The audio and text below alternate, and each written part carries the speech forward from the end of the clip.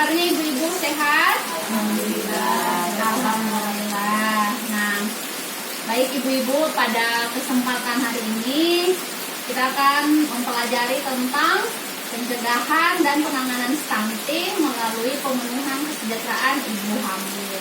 Ada yang hamil di sini? Alhamdulillah ada. Bu Wiwi mungkin lagi hamil. Oh, udah jadi. Baik. Sudah pernah dengar dengan kata stunting? Apa itu stunting?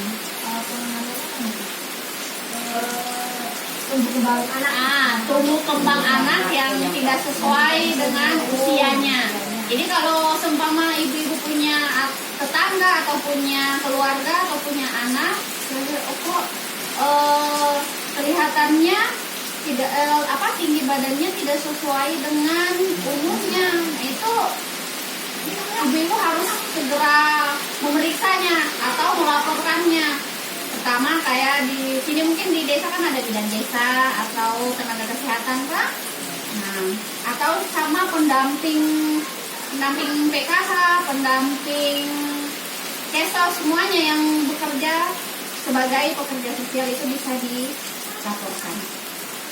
Nah, sudah pernah dengar dengan kata stimulasi? Enggak pernah ya?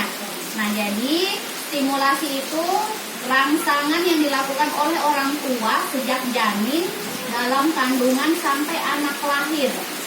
Jadi rangsangan-rangsangan yang ibu-ibu lakukan pada waktu hamil itu apa saja? Nah, seperti stimulasinya seperti ini.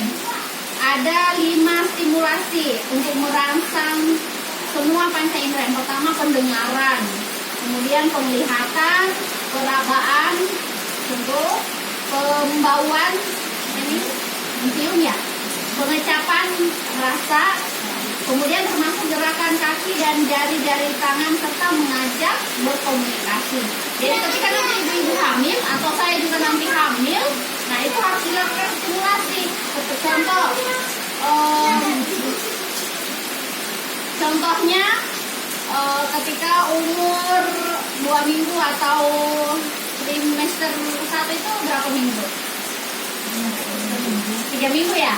3 minggu, nah bisa kan mulai bergerak-gerak itu janinnya kan?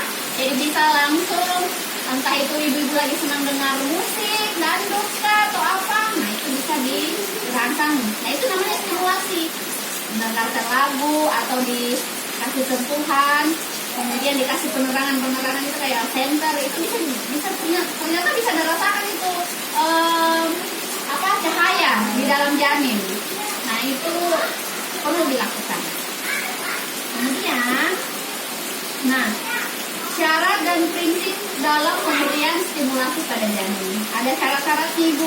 Yang pertama, ibu hamil harus mampu menjaga kondisi emosionalnya seperti sedih, kesal, marah, dan lain-lainnya. Kan kadang kalau ibu hamil emosinya kurang stabil toh, apalagi kalau ada yang ingin makan, tidak ada.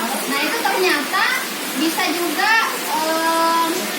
berpengaruh sama janin, berpengaruh ternyata sama janin. Ini baru saya baca sih, walaupun saya belum berpengalaman. Ternyata berpengaruh juga. Nah, kesel, marah, nah itu semua bercampur aduk.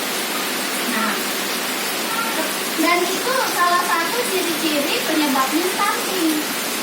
Kalau kita seumpama terlalu emosi kan janin juga berpengaruh. Nah itu salah satu juga yang berpengaruh terjadinya stunting. Kemudian stimulasi yang dilakukan dengan dilandasi rasa cinta dan kasih sayang. Nah rasa cinta dan kasih sayang juga ini perlu. Entah itu suaminya sayang-sayang kah pada saat hamil atau di apapun yang lagi diinginkan langsung ada di depannya ibu-ibu. Nah, kemudian gunakan kata-kata baik. Nah, gunakan kata-kata baik ini ketika kita sedang hamil, kita harus kadang-kadang kita keceplosan kan mengucapkan kata-kata yang tidak harusnya kita ucapkan, ternyata keluar tiba-tiba, dan itu harus kita tahan-tahan. Berpengaruh juga sama janin. Janin itu janin. Ternyata berpengaruh juga sama janin. Nah, kemudian ada 3 jenis stimulasi yang dapat dilakukan pada janin kalau ibu-ibu hamil. Ternyata yang pertama ada stimulasi sentuhan. Stimulasi sentuhan ini bayi sudah mulai bergerak pada 3 bulan pertama atau trimester 1. Nah, pada masa ini janin sudah dapat memperoleh stimulasi atau rangsangan. Nah, orang tua harus melakukan sentuhan tangan untuk merespon gerakan-gerakan atau tendangan-tendangan yang dilakukan. Jadi kalau menendang pasti kita sentuh kan? Nah, pasti nggak tahu juga, saya belum pernah rasakan. Tapi kayaknya kebanyakan seperti itu. Kalau lagi bergerak tiba-tiba dielus-elus, nah itu salah satu stimulasi, namanya stimulasi sentuhan. Kemudian ada stimulasi suara. Stimulasi suara ini dapat diberikan pada janin berusia antara 14 sampai 27 minggu. 14 sampai 27 minggu itu 4 bulan ya? Nah, 4 bulan. Nah, pada usia tersebut janin dalam kandungan sudah mulai mengenali suara-suara yang hadir di sekitarnya. Nah, kemampuan dalam pendengaran, kepekaan perasaan mulai berkembang di usia tersebut. Sehingga janin saatnya diberikan stimulasi suara sesering mungkin melalui percakapan yang dilakukan kepada bayinya, seperti mengucapkan sesuatu kepada janin, mengajak ngobrol. Dulu waktu ibu hamil sering nggak seperti itu? Atau nggak pernah? Ya katakan ya, Jarang ya. Paling kalau bergerak, aduh jangan gerak-gerak ya. Jangan mereka di dalam perut.